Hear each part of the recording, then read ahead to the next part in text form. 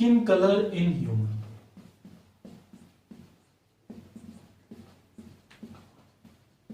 जिसके बारे में पूरी दुनिया परेशान है। पाइए प्राकृतिक निखार, त्वचा के अंदर ये कर लीजिए, वो कर लीजिए, सब ठीक है। किसी को लग रहा है कि हमको काला बोल दिया, किसी को लग रहा है हमको बहुत ज्यादा गोरा होना है, कुछ का कुछ चल रहा है दुनिया में।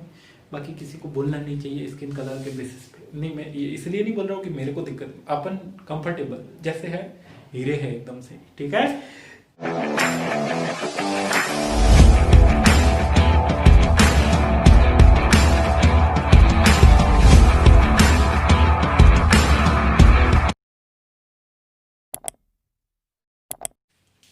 हेलो डियर स्टूडेंट्स, शाम के 7 बज रहे हैं, शाम के 7 बज रहे हैं और अपन पढ़ाई कर रहे हैं, ठीक है। तो जीवन में जितना काम करना पड़ता है उतना करना ही चाहिए, ठीक है। काम से पहचान मिलती है। आज सुबह सुबह भास्कर में मैंने प्रेरणादायी बात पढ़ी जिससे मेरे को बहुत प्रेरणा मिली, मतलब मोटिवेशन, ठीक है। कि इतिहास आदमी को उसके काम के आधार पर ही उसकी एनालिसिस या विश्लेषण करेगा कि आदमी अच्छा था, क्या काम किया, क्या नहीं। बाकी तुम दिल से बहुत अच्छे हो यार, तुम इतना अच्छा इंसान हो, काम करना पड़ेगा, ठीक है। चलिए तो अब थोड़ा सा काम कर लेते हैं। एक लास्ट टॉपिक भाई, जो कि एनसीईआरटी में नहीं है लेकिन फिर भी मैं तुमको पढ़ा रहा हूं, मेरा मन कर रहा है, मेरे को लग रहा है उसमें से सवाल आ सकता है। नाम है पॉलीजेनिक इनहेरिटेंस, क्योंकि रिलेवेंट टॉपिक है, इतना एकदम बाहर नहीं, आरबीएसई के कोर्स में तो है ही है। तो 12th के बच्चे जो भी देख रहे हैं उनको तो याद करना ही। पॉलीजेनिक इनहेरिटेंस नाम से ही पता चल रहा है, पॉली मतलब बहुत सारा, जीन मतलब, जेनिक मतलब जीन। तो जब one character is controlled bye, one character is controlled by many genes या more than one gene,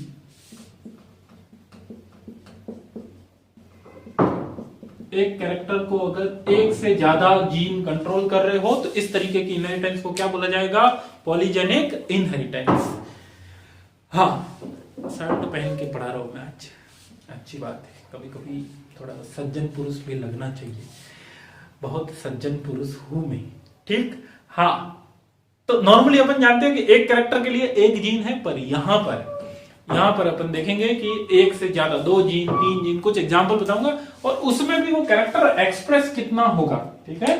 तो intensity of character, intensity of character is determined by number of dominant allele, number of dominant allele। अब कैसे, इसके बारे में क्या, जैसे अभी तक अपन बात कर रहे थे कि अगर ऐसा प्लांट आता था तो वो कैसा होता था कि राउंड होता था और येलो होता था, यही बात की है। लेकिन यहां पे अगर ऐसा है तो अगर इस तरीके की चीज एक कलर ला रही है, ब्राइट लाइट या वेरी रेड कलर ला रही है, ठीक है, तो ये थोड़ा सा लाइट रेड कलर लाएगा। और अगर ऐसा हो जाए तो और भी वेरी लाइट रेड। तो बात समझ में आ रही है? यहां पे जब एक डोमिनेंट अलील है तो हल्का लाल आ रहा है, 2 डोमिनेंट अलील प्रेजेंट है तो लाइट रेड आ रहा है, मतलब बहुत ज्यादा हल्का रेड, फिर लाइट हल्का रेड, और जब 4 डोमिनेंट अलील आ रहे हैं तब तो बहुत ही ज्यादा कैसा आ रहा है, बिल्कुल एकदम लाल रंग आ रहा है। तो इंटेंसिटी समझ में आ रहा है, वो कैरेक्टर कितना इंटेंसिटी के साथ में हमको दिखेगा, फिनोटाइप कितना दिखेगा, वो किस पे डिपेंड करेगा? नंबर ऑफ डोमिनेंट अलील पर, ठीक है। तो ये इंपॉर्टेंट बात है, इसको नोट कर लीजिएगा। अब आगे चलते एग्जाम्पल पढ़ते पॉलीजेनिक इनहेरिटेंस के। 2 इंपॉर्टेंट एग्जाम्पल है हमारे कोर्स के अंदर, उनको अपने को याद रखना है, काम हो जाएगा। छोटी सी क्लास है, जल्दी से याद कर लो। और आज अपन जेनेटिक्स को बाय बाय बोल रहे हैं क्योंकि ये एडिशनल टॉपिक है जिसको मैं तुमको पढ़ा रहा हूं। तो उसके बाद अपन थोड़े से फिजियोलॉजी की तरफ चले जाएंगे, ठीक है। अब देखो पहला example 1. Kernel color in wheat.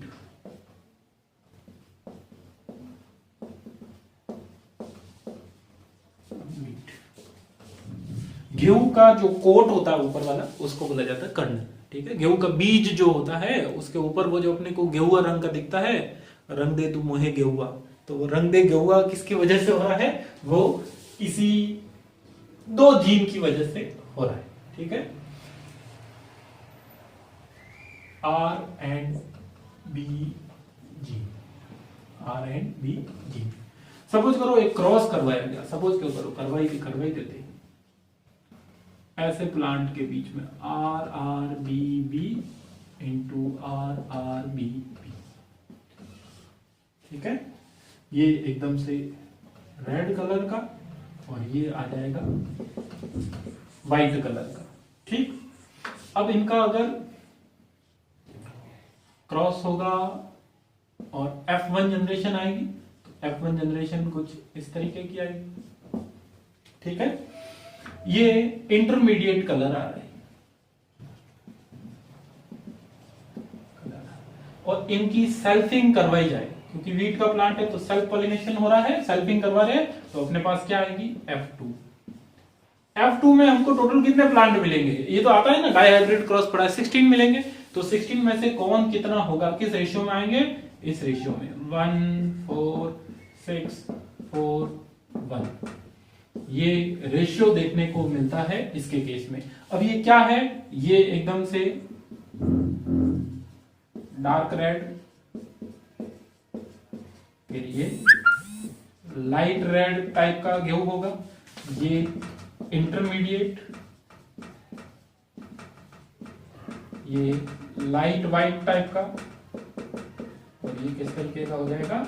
White colour का। तो इस तरीके का अपन को जो देखने को मिल रहा है, इसमें इंटेंसिटी मैटर कर रही है कि नहीं कर रही है? इधर बहुत ज्यादा इंटेंस कलर है और जैसे जैसे नंबर ऑफ डोमिनेंट एलील कम होते जा रहे हैं वैसे वैसे इनका इंटेंसिटी भी कम होती जाती है। ठीक है, तो kernel colour in wheat is controlled by 2 gene. इसको नोट कर दीजिएगा, कंट्रोल्ड बाय 2 जीन। ठीक है, चलो क्या, चलिए अगला एग्जांपल। ये रेशियो जरूर याद रखना, टोटल 16 आ रहा है, 6 4 10 14 15 16। ठीक है, रेशियो जरूर याद रखना, कहीं ना कहीं तुमको क्वेश्चन में दिखेगा ऑब्जेक्टिव के अंदर कि which of the following is correct phenotypic ratio for polygenic inheritance। तो एक एग्जांपल तो अपन ने 2 जीन वाला ले लिया, अब अपन एक एग्जांपल ले रहे तीसरा gene, number 2, skin colour in human.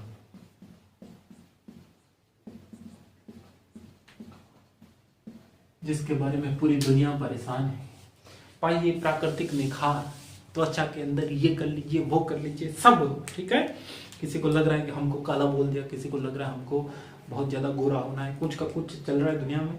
बाकी किसी को बोलना नहीं चाहिए स्किन कलर के बेसिस पे। नहीं, मैं ये इसलिए नहीं बोल रहा हूँ कि मेरे को दिक्कत, अपन कंफर्टेबल जैसे है, हीरे है एकदम से। ठीक है, चलिए तो अब देखो स्किन कलर इन ह्यूमन। हाँ, एक तो टीवी की एड के भरोसे स्किन कलर के ऊपर नहीं देखना है। ठीक है, टीवी की एड तुमको पहले बुरा बुरा महसूस कराती है कि यार तुम अच्छा नहीं दिख रहा है, तुम ये नहीं हो रहा है, तुम अपना ये क्रीम खरीद लो, तुम उससे बहुत सुंदर हो जाओगे, आत्मविश्वास आ जाएगा। पर मेहनत नहीं चाहिए क्या? पान पराग खाने से जीवन में सफलता के झंडे कौन गाड़ लेता है? ठीक है, और अगर यही शॉर्टकट है तो लाओ ना भाई। हम क्यों यहाँ पे शाम को 7 बजे 7:30 बजे, जबकि आईपीएल का मैच शुरू होने वाला है, क्यों लगे हुए ऐसे? नहीं मानना है। ठीक है, चलिए, सुरक्षित लंबे मेरे बाल, वासमोल में किया कमाल, कुछ नहीं सोचना है। ठीक है, मम्मा ने ठटोल का धुला, मेरा बोर्ड भी धो देता हूँ थोड़ा सा मैं। ठीक है, ये तो बहुत वाइट है। चलिए, skin colour in human. Skin colour in human is regulated by 3 gene.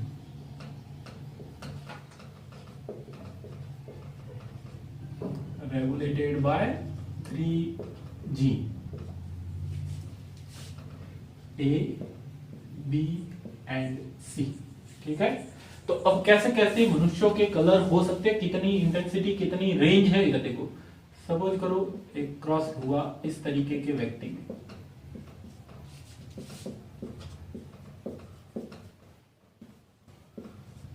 अब ऑब्वियसली इसके अंदर नंबर ऑफ डोमिनेंट अलील इतने ज्यादा है तो इसकी बॉडी का जो कलर होगा उसमें इंटेंसिटी भी ज्यादा, निग्रो।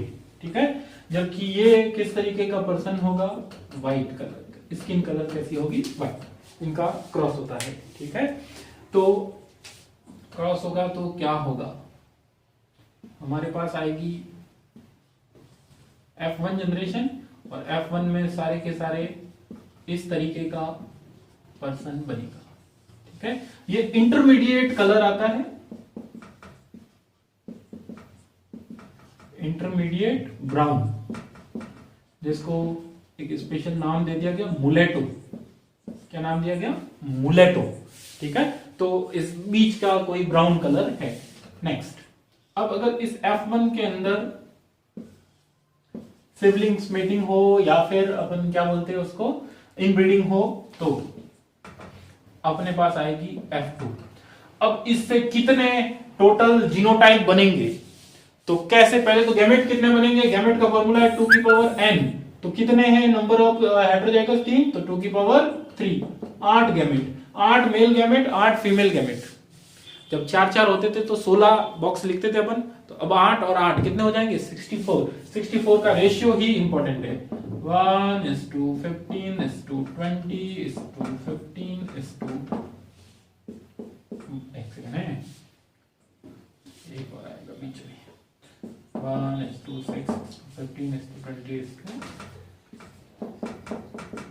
रेशियो इंपॉर्टेंट है। सही है, हो गए 20, 15, 30, 50 और 12, हाँ 64 हो गए। अब इसमें से कौन कितने, सबसे ज्यादा तो इंटरमीडिएट वाले आएंगे, मुलेटो। ठीक है, उसके बाद देखो, जिधर जैसे जैसे इधर आ रहे हैं स्किन का कलर डार्क होता जा रहा है, जैसे जैसे उधर जाएंगे और व्हाइट होगा। इधर देखो, इधर हो जाएगा डार्क ब्राउन। ठीक है, इधर हो जाएगा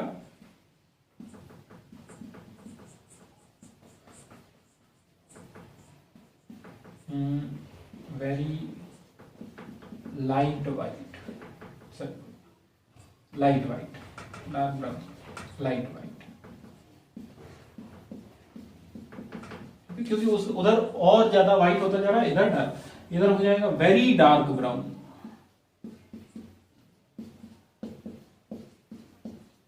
ठीक है, इधर हो जाएगा वेरी लाइट वाइट। ठीक है, और फाइनली क्या हो जाएगा, वाइट कलर हो जाएगा। इधर की तरफ और भी डार्क हो जाएगा, कौन सा, निग्रो। तो ये रेशियो ह्यूमन पॉपुलेशन के अंदर इस तरीके का देखने को मिलता है। टोटल 64 हो रहे हैं, ये तुमको याद रखना है। ऑप्शन में आ जाए तो टोटल पहले टोटल कर लेना, अगर जो 64 हो रहा है तो वो सही होगा, अदरवाइज इसको याद करना ही पड़ेगा। अगर अपन ग्राफ बनाए इंटेंसिटी का, इस तरीके का एक ग्राफ तुमको दिखेगा मॉड्यूल के अंदर। यहां पर अपन लिख रहे हैं जीनोटाइप। ठीक है, तो निग्रो कितने हैं, और समझ करो एक यहाँ पे है, यहाँ पे 6 है, यहाँ पर 15 है, यहाँ पर 20 है। तो इस तरीके का अगर अपन एक ग्राफ बना लेते हैं तो नॉर्मल डिस्ट्रीब्यूशन का एक कर्व आ जाएगा हमारे पास।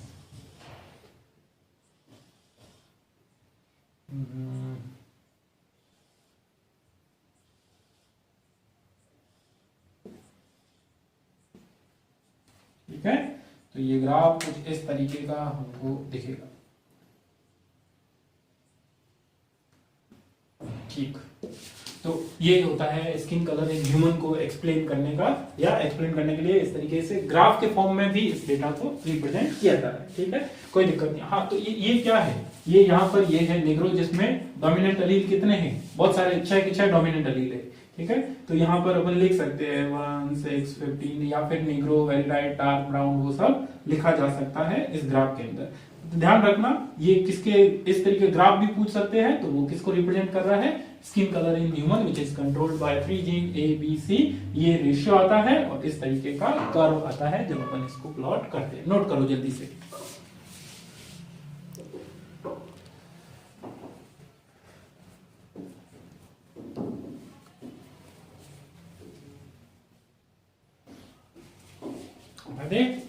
चलो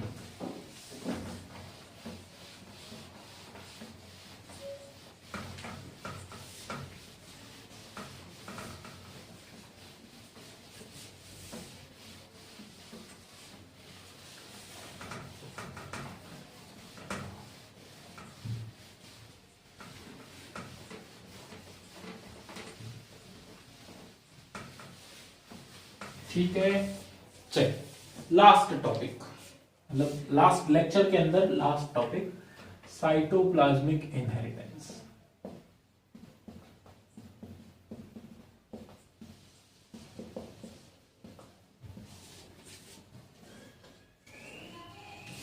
okay? तो साइटोप्लाज्मिक इनहेरिटेंस किसको बोलेंगे, characters which are controlled bye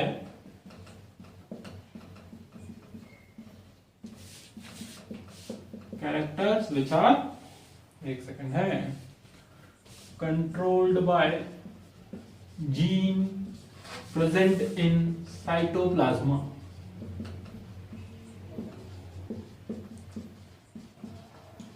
ठीक है, तो एक तो मेन जो इनहेरिटेंस होती है कैरेक्टर की वो किसकी वजह से होती है, न्यूक्लियस में जो जीन प्रेजेंट है उसकी वजह से, जिसको अपन बोल रहे हैं न्यूक्लियर इनहेरिटेंस। पर ये न्यूक्लियस के अलावा साइटोप्लाज्म में जीन प्रेजेंट है, इसीलिए इसको अपन क्या बोलते हैं, एक्स्ट्रा न्यूक्लियर इनहेरिटेंस। ठीक है, बात समझ में आई। इसको एक और नाम दिया जाता है मैटरनल इनहेरिटेंस, इसको समझना है, मैटरनल इनहेरिटेंस। ऐसा क्यों, क्योंकि जनरली साइटोप्लाज्म, अगर अपन इस ह्यूमन रिप्रोडक्शन की बात करें तो स्पर्म का केवल और केवल ज्यादातर पार्ट क्या लिया जाता है, न्यूक्लियस, जबकि ओवम का पूरा न्यूक्लियस और साइटोप्लाज्म दोनों आता है। तो अगर इफेक्ट आएगा वो मदर साइड से या मैटरनल साइड से तो आएगा, कि हम बोल रहे हैं साइटोप्लाज्म में जीन प्रेजेंट, और साइटोप्लाज्म में जीन कहां प्रेजेंट है, माइटोकॉन्ड्रिया और क्लोरोप्लास्ट के अंदर। तो यहां पर माइटोकॉन्ड्रिया क्लोरोप्लास्ट तो इसी का कंट्रीब्यूट हो रहा है। प्लांट के अंदर भी मेल की तरफ, तुमने अगर 12th क्लास में पढ़ा हो, जो ड्रॉप जो नीट के फाइनल टारगेट में है, उन्होंने पढ़ा होगा कि केवल मेल गैमेट आता है, मेल न्यूक्लियस आता है। ठीक है, तो cytoplasm is mainly contributed from female parents या मैटरनल साइड, इसीलिए इसको क्या बोला जाता है, मैटरनल इंपैक्ट या मैटरनल इनहेरिटेंस बोला जाता है। कॉज बिकॉज इंस्टाग्राम पे चैट नहीं कर रहे जो COZ, because cytoplasm mainly contributed